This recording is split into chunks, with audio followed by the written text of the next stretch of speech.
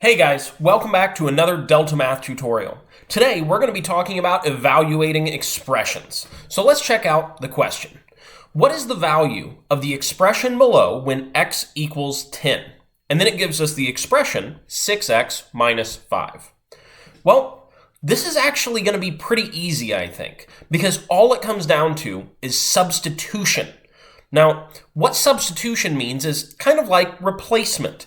It means there's an x in that expression, 6x plus 5, or minus 5, my bad, and that x has a certain value. Now, usually in a math problem, we don't know what that value of x is. But luckily, in this problem, it tells us exactly what x is equal to. It says right here, x equals 10. So we can actually rewrite this expression by replacing the x with a 10. So let's do that.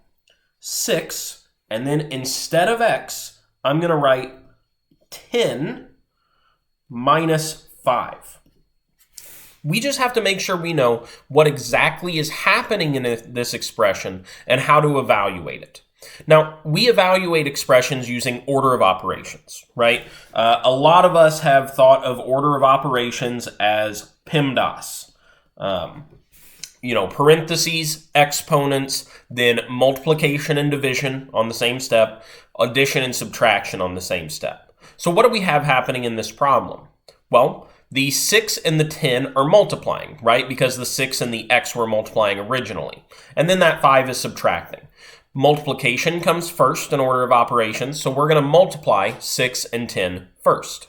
Well, 6 times 10 is 60, so now we just have 60 minus 5. What is 60 minus 5? It's 55. And guess what? We're done with the problem. That's all there is to it. So we're going to plug this in just to make sure we got it right, as we always do. But while I am putting in our answer here, do be sure that you like the video, subscribe to the channel, and leave a comment down below if you have any questions about what we're doing here. You can see we did get this answer right, and every other question about evaluating expressions is just like this. You replace that x with the value it gives you, and then use order of operations to solve it.